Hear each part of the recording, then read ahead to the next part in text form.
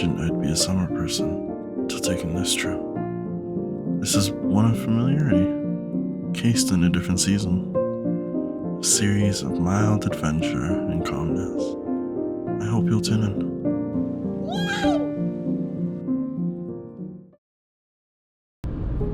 We're diving into the past, months before what took place in my autumn journey. I had a gig up north, so I decided a few days in the mountains would be fun. Being apprehensive to summer though, I didn't expect much. I'm not sure if it's as exciting as I had hoped, but look at this.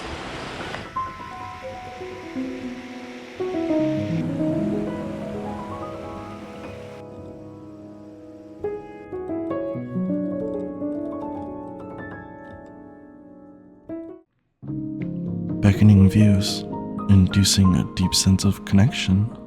To witness myself against a landscape so vast, I am humbled to the point of ushered silence, my beautiful insignificance.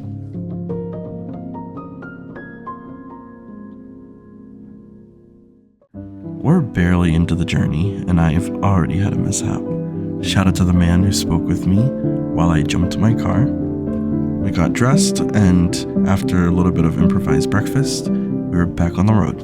Woo! I had 2 hours before the wedding, and so as usual, we explored. Well, this looks promising. It's hardly a niche opinion, but high vantage points, oh, high vantage points are otherworldly. I managed to make a friend, a guy who is rock climbing, and we shared our stories, which is probably one of my most favorite parts about my trips. And after one last moment of taking it all in, we were back on the road. I might just wait here for a little bit.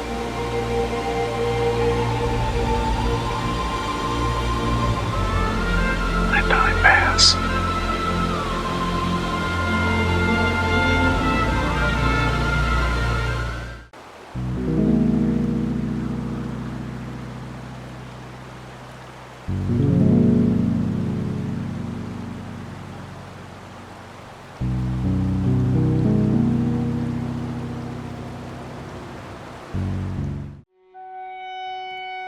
Beyond the hidden gems and the moment of respite, it's the feeling where I can sense an excitement long forgotten.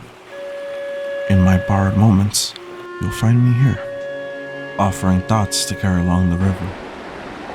Moments outside of my predictability are a win towards a deeper me. Overwhelmed with uncontained awe, the next sounds I made came from the depths of my childlike soul.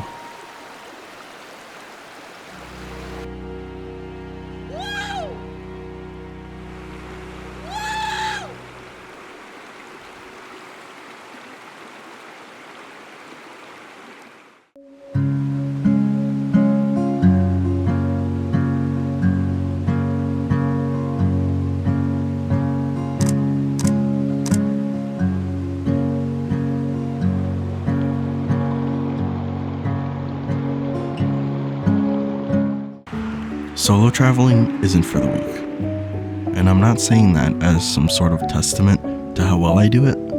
In fact, I'm horrendous at it.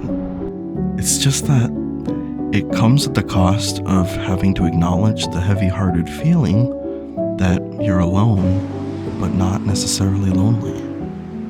If you've learned how to exist that way at least. Maybe one day I won't always have to solo these travels, although it may be too late for me.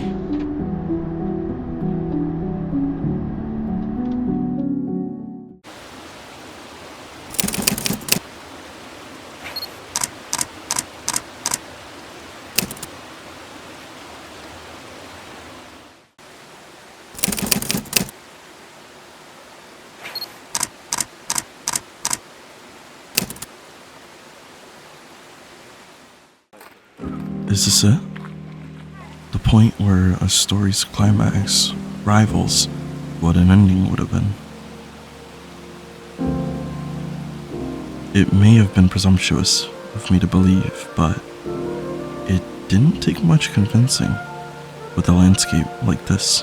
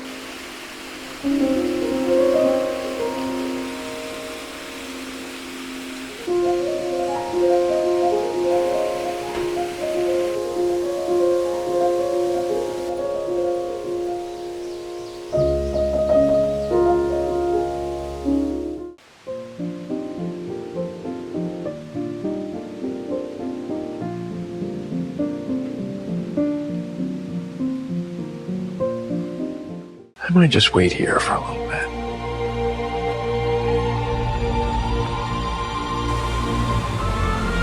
Let time pass. Perhaps I have lingered too long here. It's time to move on to the next area, but it's so long. So, here, we've seen this, and this, and this, and this, and you get the point. Let's move on to the next location.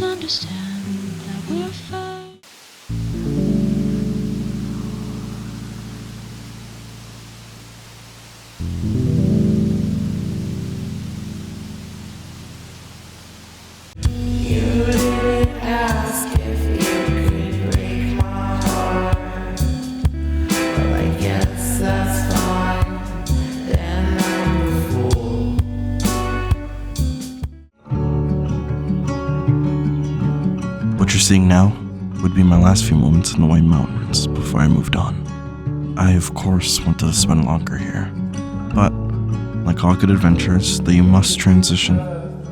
So, I made some food, drank some coffee, enjoyed the scenery, and when I was done, waved it all goodbye. Let's move on.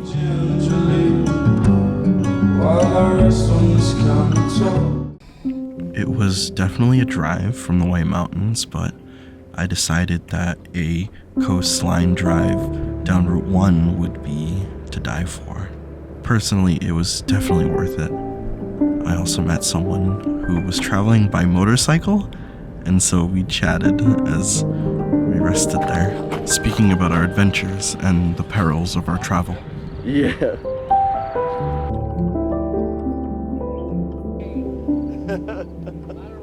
Oh no.